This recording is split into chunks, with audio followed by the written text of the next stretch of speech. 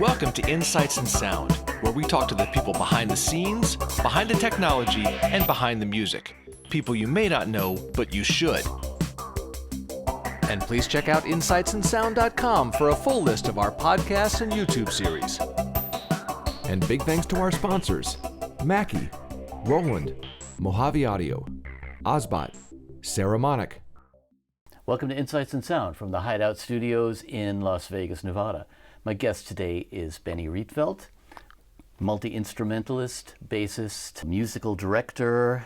You have quite the history, actually, kind of all over the musical map.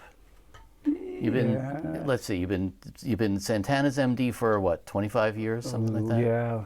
Well, actually MD maybe 15 years, yeah. Okay, but then you've played with a wide array of people, from Miles Davis to not that wide. I mean, like Shiela E, Miles Davis, and Santana is pretty much. Well, those are your big ones, but I mean, you've recorded with a lot of other. Oh yeah, no, tons of nice, great, fun. Ray Obiedo, Bonnie Hayes. Yeah, I love Bonnie. Bonnie's amazing. Yeah. Bonnie's wonderful, and that to me is like a lot of different ends of the musical spectrum. Yeah. No, I love that. Yeah. Mm. That's yeah. Your musical history is, I think, if I remember my research here, you started off on piano, and you also do a lot of percussion and stuff like that as well? Oh, I started on piano. I played drums a little bit. I mean, saying a multi-instrumentalist is kind of a stretch. What drew you to bass is, I guess, where I'm going with that. That's funny. That topic just came up the other day with some friends. Literally, I was in a power trio with my cousin Fred, who actually used to live out here, Fred Schroeder's. And we were like, I don't know, 14, I was 14. And we were playing all this guitar trio stuff. He was a guitar player. And so I was playing drums. And that was my thing, and piano. And then our bass player left, and we didn't know any other musicians except a drummer, who was a drug dealer, actually. Awesome. But it's fine. Stereotypes for 200, please. Yeah, for sure. I mean, so we went, I guess I'll go on bass then, because we literally didn't know anybody. I mean, he was 17, I was 14, So that's how it is, you just kind of get demoted, I like to say. But it's funny though, because, a lot of people are drawn specifically to bass, or they fall into it accidentally or whatever. But to me, there's a certain philosophical outlook to that particular instrument, and where we fit in the overall mix and everything. I mean, a lot every of people instrument, are like really, I think every instrument has its kind of weird, sociology and anthropology, Yeah. And then I think, with bass and stuff like trombone, where you're just kind of like forced onto them, so, all those instruments. But in a lot of the other instruments, people are drawn to it that they may have certain, be of a certain stripe or whatever. And then the instrument reinforces those characteristics. So, I guess if I just got thrown onto the instrument, so I didn't really know. But I suppose if I really hated it, I would have switched. But I guess even back then, I thought it was there was something elemental and really fun about it. I guess. So yeah, But you have a certain approach to it too, because I've heard you do some real, heavy fusion type stuff. Yeah. And I've also heard you do some just in the pocket groove stuff. Yeah. And those are kind of different schools of thought of the instrument. Yeah, and I think. Yeah, but it's like any other instrument. Clarinet, same thing. There's guys that are Dixieland. And then there's like Stanley Drucker, Right. Classical, So I guess, every instrument does have its, there's so many different kinds of music, especially on a hybrid kind of instrument, and it's fairly modern, like an electric bass. Yeah.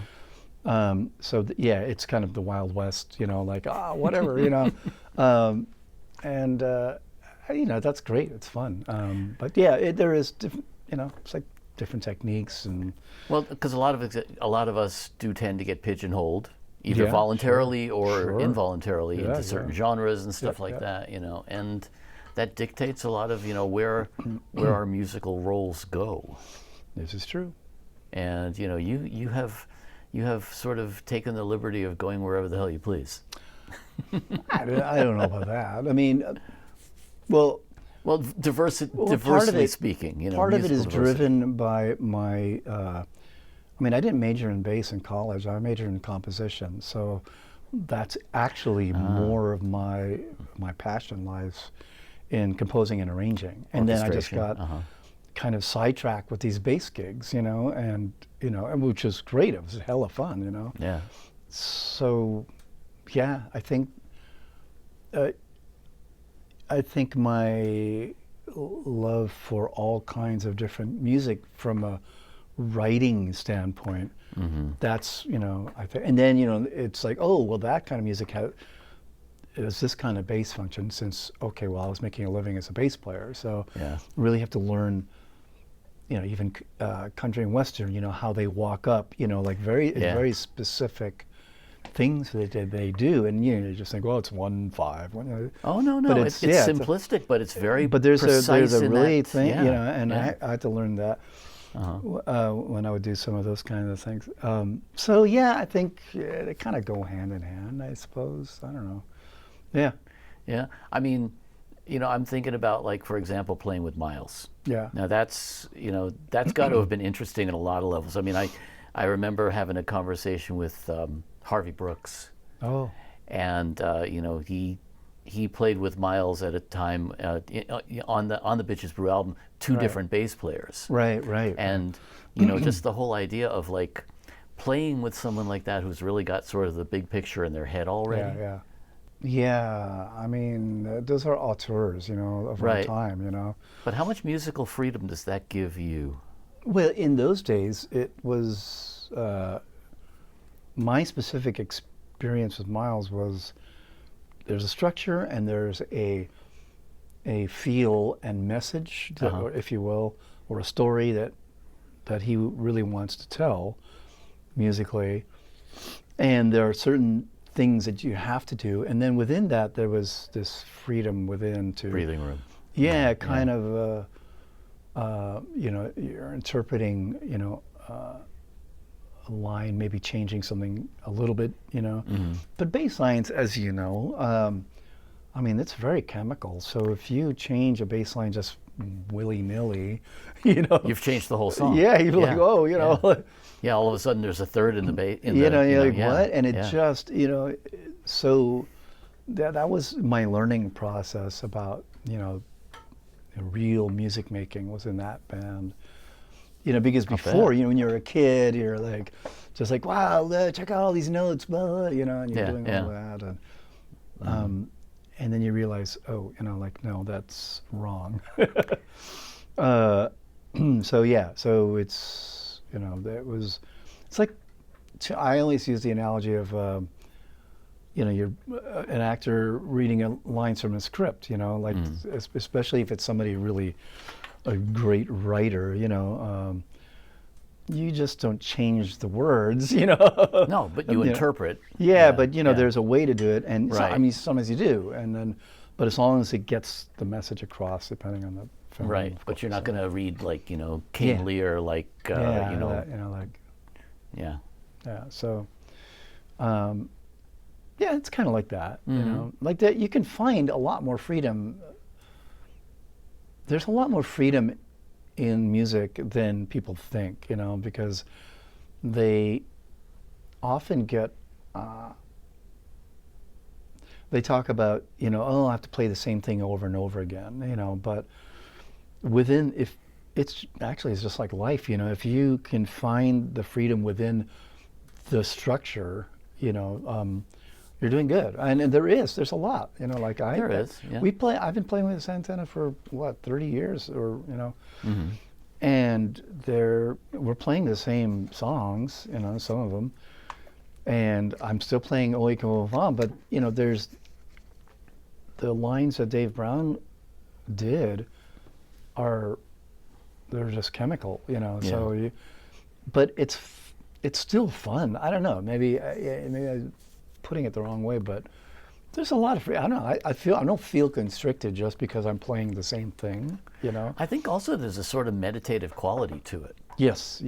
I mean, within that, as you approach a figure and you keep repeating it, Yep. you know, it takes on a life. Well, it's the old thing about the trance, you know, like Yeah. that's, you know, if you have a repetitive thing. But the thing about repetition is that in most of the music we really love, you know, James Jamerson repeated the same bass line over and over again, but there was an elasticity to it, you know, or Family Man or any of these guys, you know. Yeah. It wasn't like the same bass line every 2 measures exactly. You know, there was a lot of ebb and flow and, you know, like just with the whole rhythm section. Sure. So, you know, freedom is I guess it's, you know, where you think it is, you know. Well, and also if you talk about pop music like that, like a structure, you know, it's Yep. Well, I don't know. If it works, it works, you know. you know, if you think about it, I mean, you want the listener to go along with you, you know, so Yeah. it's like, yeah, you know, give them the first chorus to know it, and then, you know, hopefully by the second chorus they're singing along with you.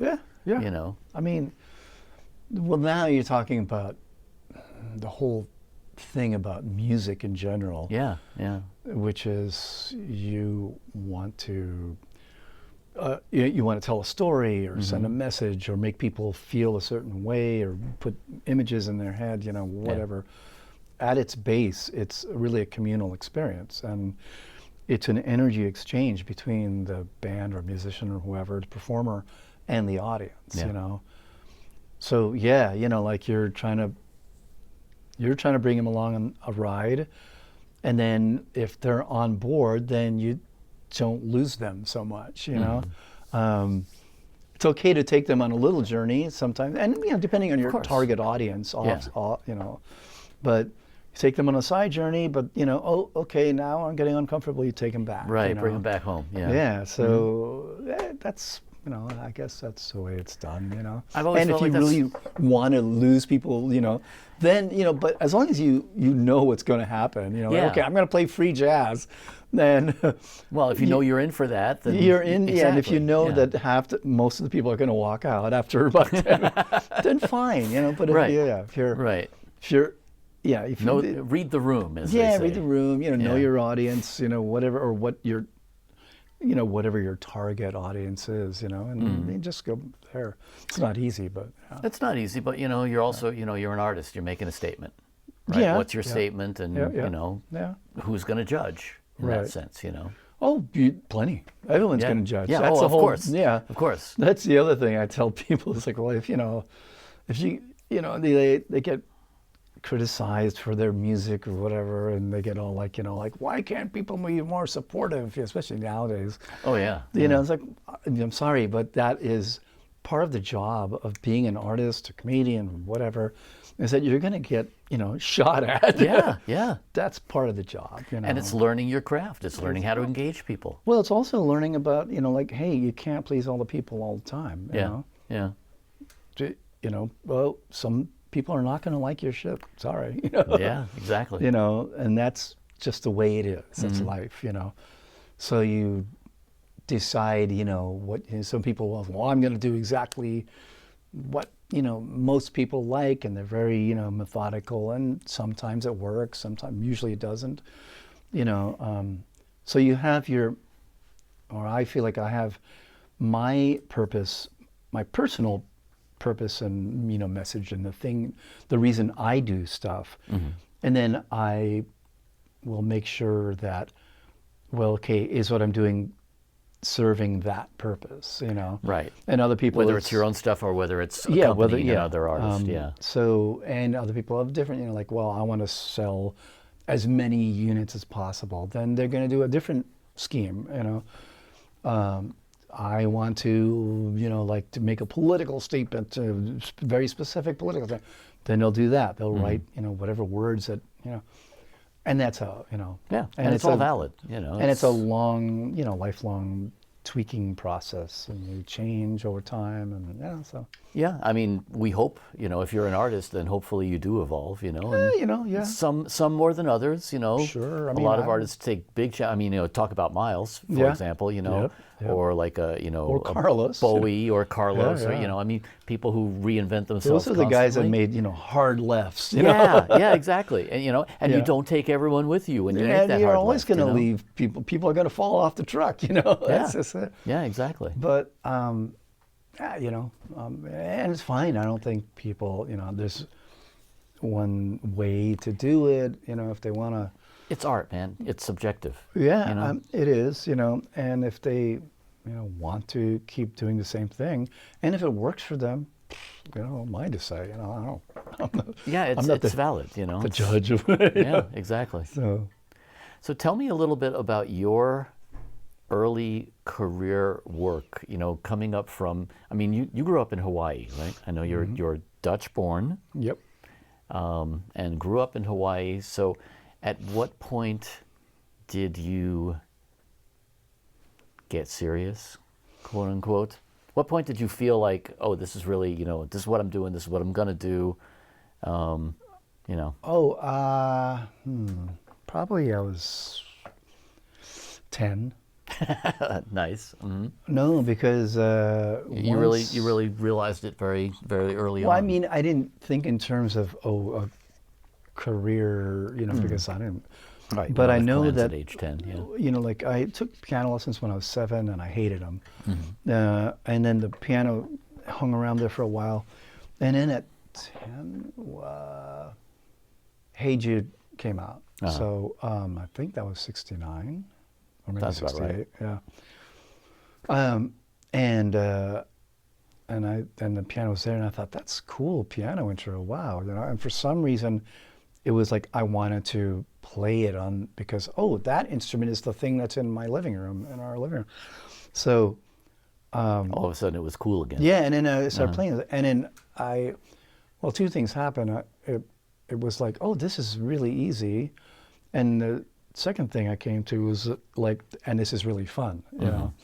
So after that, I was off to the races. I was learning, you know, whatever I could, and then it became, and I never stopped, you know.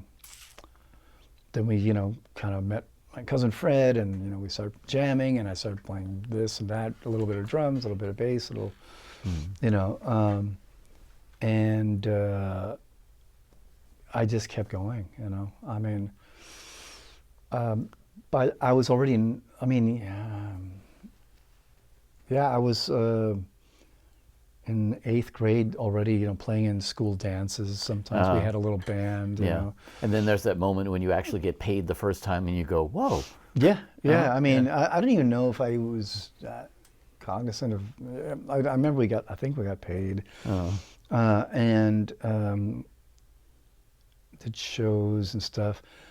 Yeah, and all through high school, I was playing, you know, in clubs already every now and then, and I don't know, I never really thought about it, and then when I graduated high school, you know, my parents asked, you know, well, what are you gonna do? It's, you know, now college, you know, like I'm just already gonna doing keep it. playing, Yeah. you know. I didn't know. I was like, well, I guess what I've been doing.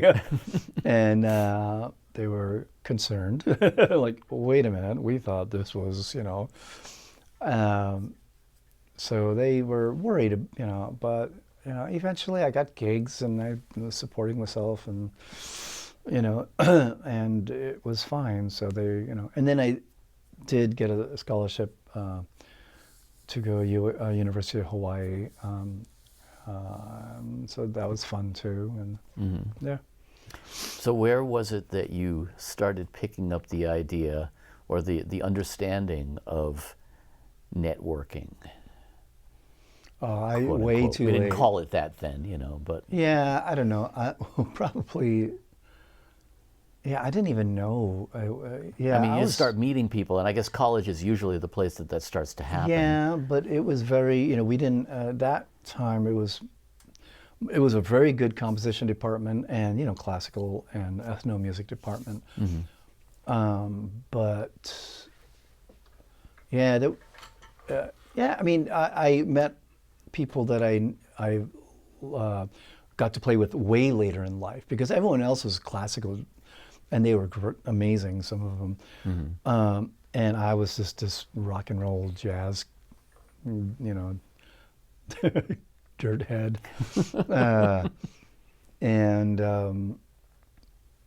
So yeah, that wasn't much of a networking, and I didn't really think about the networking thing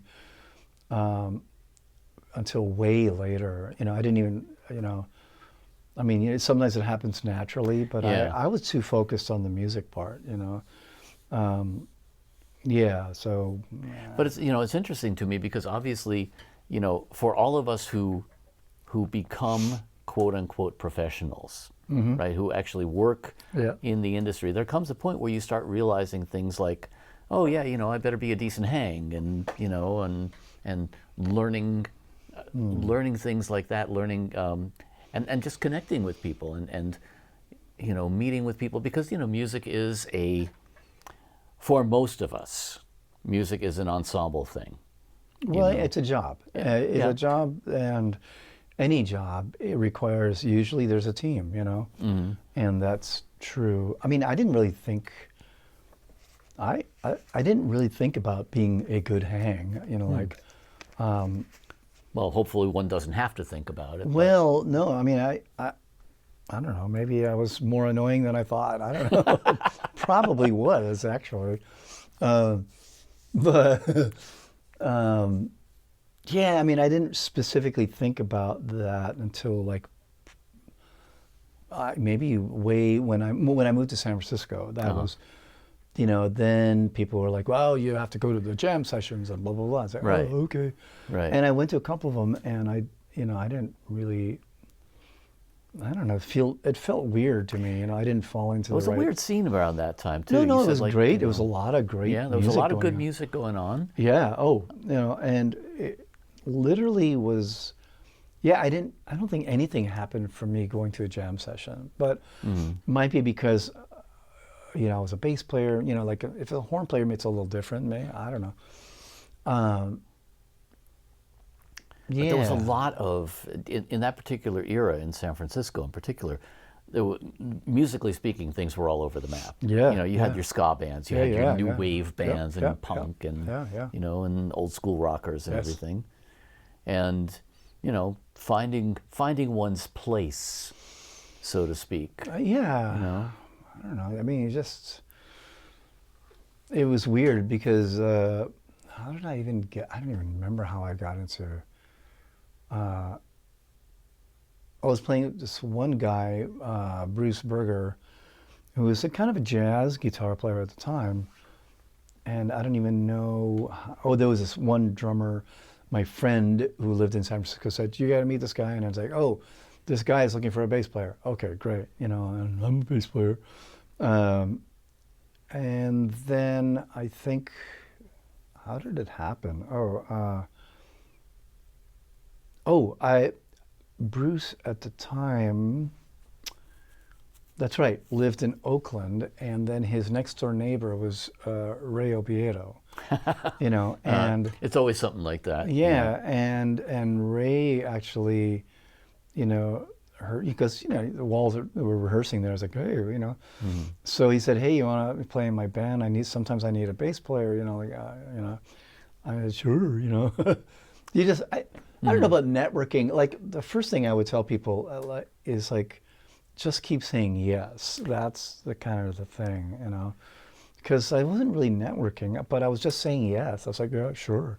Yeah, you know, and a lot of times you say yes, and you have no idea what you're getting into. You know, well, most of the time, especially back then, I was like, whoa, I don't, Ray, sure, whatever, and I had to learn a lot, you know. And then through Ray, I ended up sometimes in Pete Escovedo's band, you know.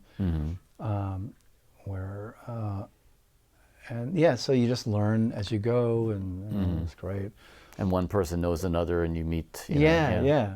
So that's, you know, yes, that's a case for networking, but I didn't specifically, you know, do that, you know. No, It was like you just play as good as you can all the time, and hopefully, something happens. But nowadays it's completely different. It I is think there's different. more of a yeah. there's more of a proscribed way of doing things, which is fine, And if I had gone to Berkeley College or whatever, that would have been a true networking thing, and I wouldn't have, it would have been a different story, Well, the reason I'm asking that, though, is because, as you say, it is a different thing now. Yeah. And there's I think a lot of today's musicians are more isolated, Yeah. and, everybody's on their screens all the time and everything. Yep. And I think, the idea of connecting with other people, the idea of, yes, I agree, always say yes, very, very important point. The thing about it is, we say yes, and then a lot of times we're like, oh shit, what did I just get myself into, Yeah, that was always the case before. I mean, I had a lot of crazy gigs too, and like, what? Yeah. I mean, that's... Mabuhay Gardens. Well, I mean, Did you ever have the pleasure? Did I never... Wait. Did I play at the Map? No, maybe, once. With 17 Reasons or something. I don't know, but I mean, well, the venues, I mean, that's a different story. Their venues are often horrible, you know. Yeah. So, especially local ones, but... that one in particular, that was San Francisco's, CBGBs or whatever. The Map, no, it was... Edinburgh Castle I played sometimes. Nice. Yeah, I mean, venues are still shitty, Yeah. There's very few really well-run venues. There's probably a little more now, but still, it's pretty shocking. Yeah.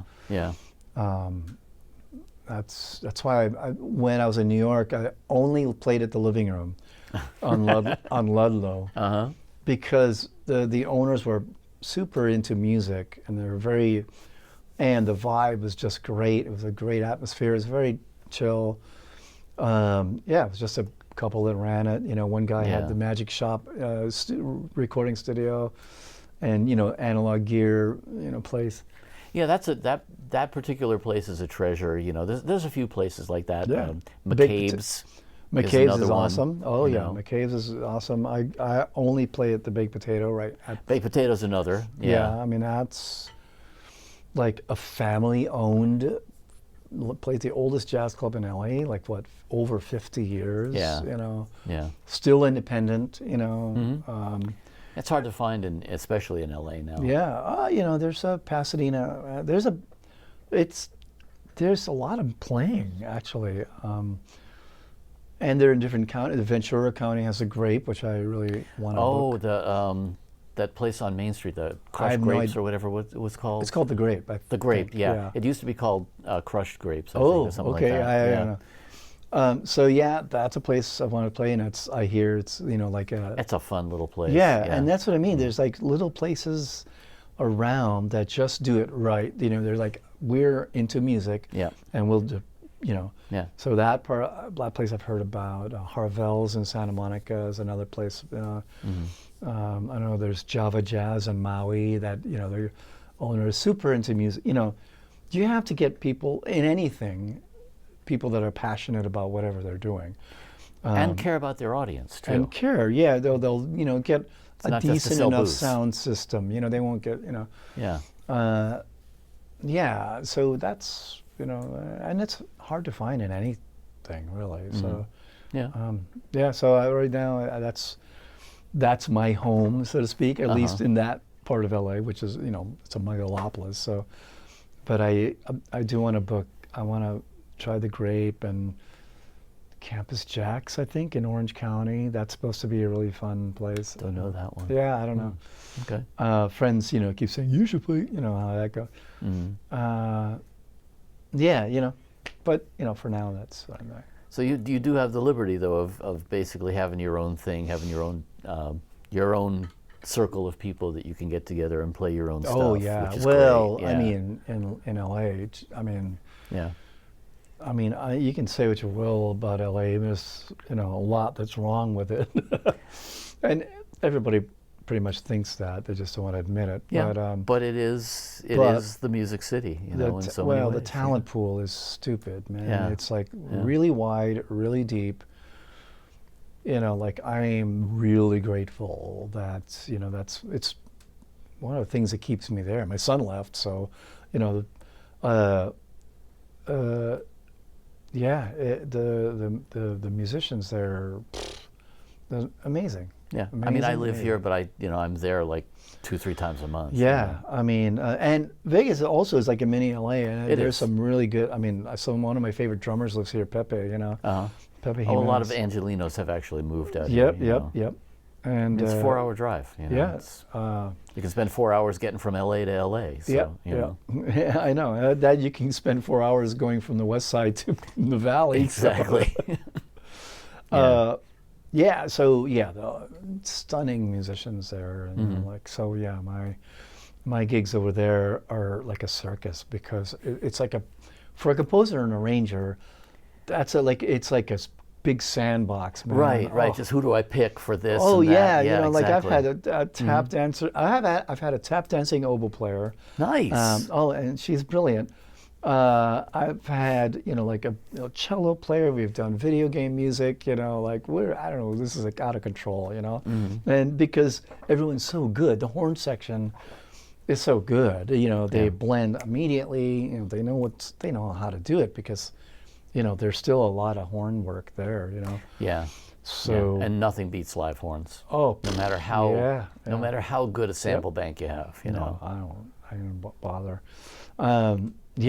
Because I started with one sax way back, and then now it's 5 horns, and the stage at Baked Potato only really comfortably fits 5. I was thinking to myself, how are you fitting all those people on stage? Very carefully. Yeah. You groove in that spot right there and don't move. Yeah, I mean that's literally how poor guys, the horn guys, they're but we have a good time. So. So for you playing with people now, I mean, obviously you've reached a certain point, but coming up, when you're starting to play with people that are, how shall I say, sort of intimidating in that sense, I mean, I talk to a lot of students, a lot of students watch this podcast, What was it like for you in terms of saying yes and then realizing, oh fuck, I'm really in, I'm in the deep end here? Did it ever bug you? Did it ever? Of course. I mean, imposter syndrome, all that stuff, imposter syndrome, maybe every now and then, but there's always that kind of like, oh, wait a minute. I don't know, with Miles and even with Santana, I mean, it was sort of like, well, I just got to do the best job possible right now, right here, right now. Uh-huh. So it actually didn't really leave any room for my brain to go like, oh my God, Just get to work, basically. Yeah, because like, okay, there's that guy there, bzz, Right. So yeah, I didn't have time or bandwidth to trip on that. I was It's an like, interesting perspective. no, gotta just, I'm here now, gotta do it, I remember a year later in the Miles band, I was on stage and and I guess I was a little bit more comfortable, and then I remember it was somewhere in Europe, I was on stage and I remember thinking, wait a minute, I'm on stage with fucking Miles Davis, and we're playing, and I'm like, what the fuck? In my mind, I'm going, what the fuck? Like, how is this possible? And then, and quickly, I had to go away because he was there. Right. It's that Talking Head song. Well, how did I get here? Yeah, it was literally those kinds of moments, and I think everybody has them. But definitely. Yeah, it was like a year later. I was like, wait, what? And same thing with. Santana was like, oh, I'm with these guys. Shit, I gotta just, I'm playing with somebody whose music I grew up with. I grew up basically. literally, Uh-huh. So yeah, you just gotta. I think Yeah, for me, it was just about, well, got to do it now and here and now. So, and eventually, actually, I got some really good advice from a trombone player in the Bay Area. You might know Wayne Wallace. Oh, sure. Yeah. Mhm. And he was in Pete's band. I was in there sometimes, and I was talking to him when I first got the gig with Miles, and I remember being a little nervous. I was like, well, I was like, I might get fired, because I'm. He's famous for that. Yeah, I mean, people do. And he said there was something really kind of cryptic at the time, but it made so much sense. He said, well, at least you're getting fired by Miles Davis, And I was like, wait, what? I was young, I don't know, propeller cap, but yeah, I thought about it maybe a couple of days later, and I was like, oh, for some reason that just, like kind of negated, or diffused any of that, oh my God, like I just like, well, yeah, I guess so, and yeah. Yeah. I mean, I came up in studio world, and I remember the feeling of, one of my first sessions was seconding for Peter Asher. Wow. And I just remember thinking to myself, oh my God, it's, Yeah.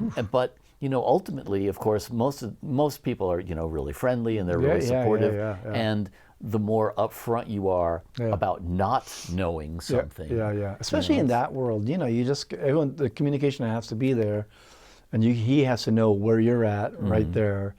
Then he can make, his adjustments and stuff. So that's great. Yeah. Wow. But those, it's the same thing, working with and even meeting people whose music you grew up with, it can be intimidating. Yeah, well, they were so nice. When I walked into the Santana rehearsal, room, and I mean, I really, literally did grow up with a lot of that music, so I knew. You know it well. Yeah. I knew almost everything, So that helped, and they were very nice. They're all really cool, so that helped. Yeah. Well, you seem to fit in well with that whole Bay Area thing too, Yeah. And that is, it's a certain culture. Yep. Yeah. And the music that comes from there is also, Well, at the time, it was a certain culture, and not now. I mean, I don't know. It's like pretty techy, tech bro-y, whatever. Yeah, I don't know. I don't spend a lot of time up there anymore. No, I can't. It's a beautiful area, and I still have beautiful. some good friends. The city is kind of heartbreaking for me now. Oh, yeah. I don't know what's going on there, I guess it's a question of just, okay, you got to be here in the moment, so you don't have time to worry about, what's going to happen. Like, what if I get fired? Well, and people have gotten fired before in life, and all kinds of people get fired all the time, every day.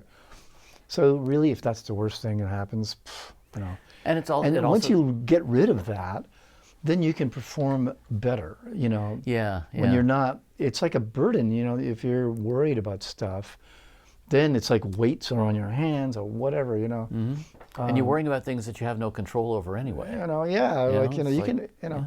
And I had known, because I had been playing for a long time, that already in clubs, and I already knew the concept of people liking or disliking what you do based on who knows what, literally, like, oh.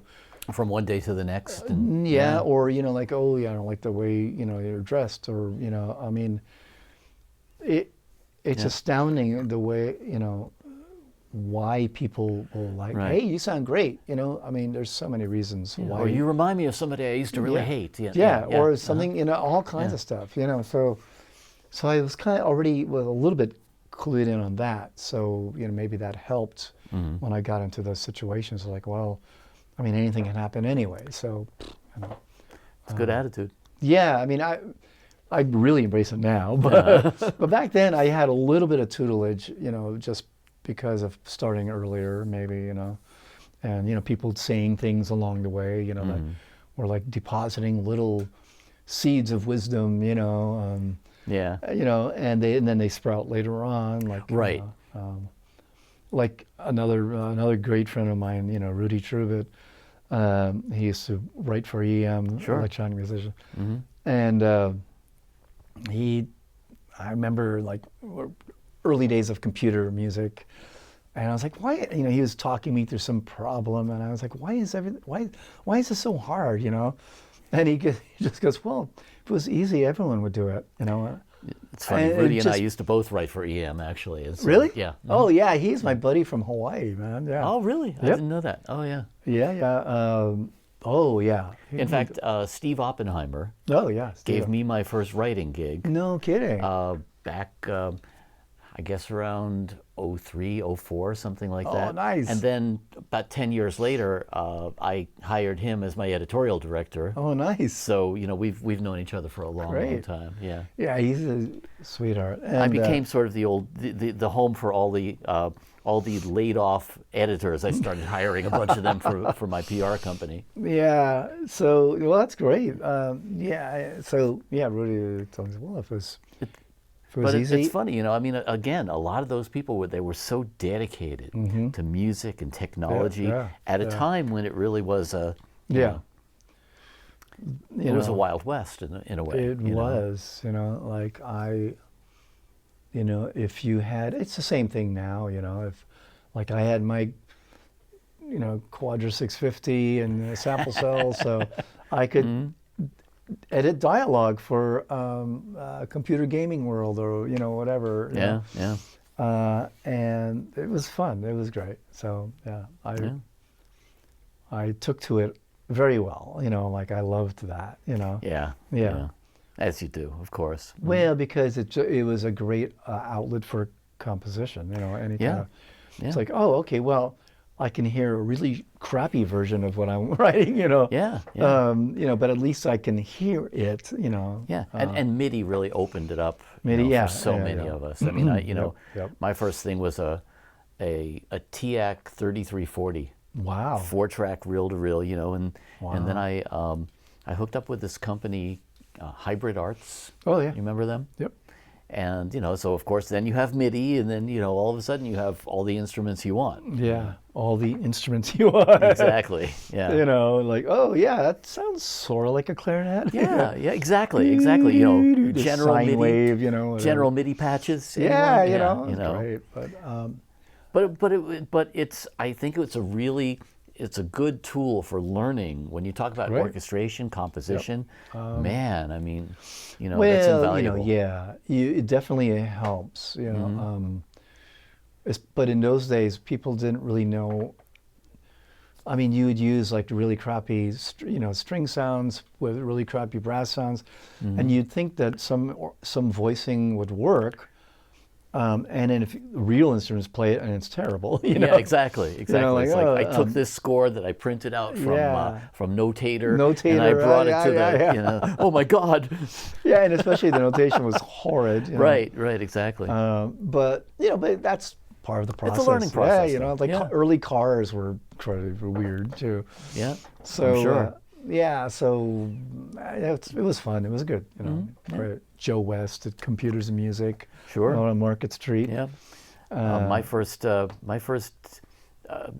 first foray was Sound Genesis. Wow. Yeah. Oh, okay. I didn't. I knew that was a sound company there.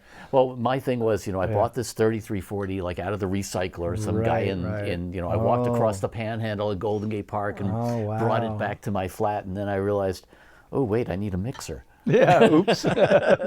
Yeah. So, let me wrap with the question that I pretty much ask everyone. Uh-oh. I know you're in trouble now. Much different times now, as we said. What do you tell 15-year-old you coming up now? Let's see. Stop now. Go back. No. Danger, Will Robinson. Go away. No. I don't know. You know, because I had to go through that with my son, who's deeply into music. You know, and part of it is, you know, I can give him some tools, but I'm from a completely different generation. Right. You know, different time, different everything. You know, And I would explain that, well, we were able to play together more and learn how to create music on the fly at the moment, So, I mean, a lot of the same things apply though. Just, don't be an asshole, get as good as you can get on your instrument, and play with a lot of people, and keep saying yes. I mean, it's still the same.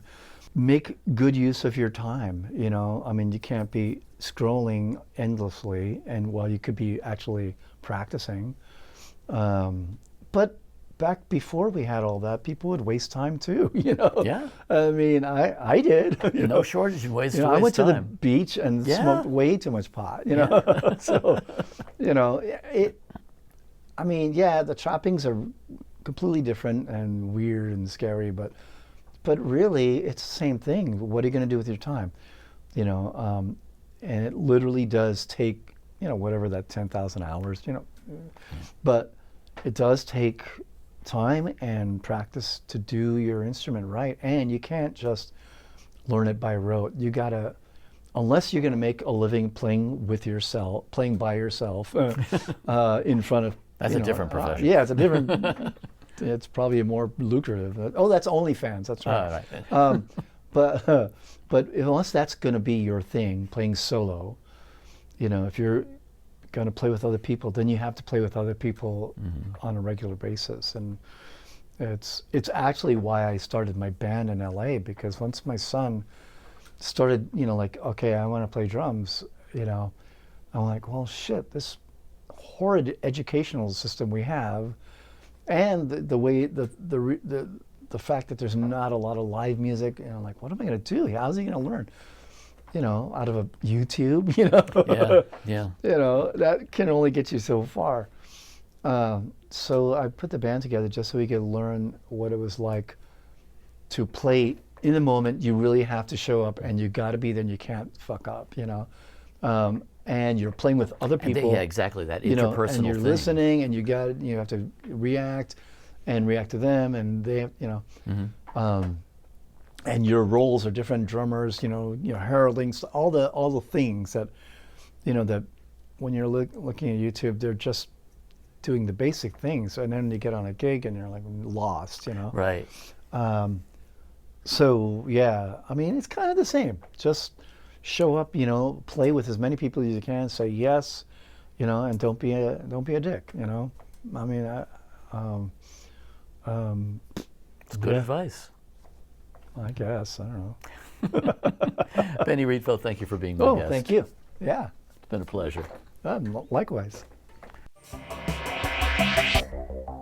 Hey, I'm Daniel Keller. Don't forget to hit the subscribe button and join us each week for Insights in Sound.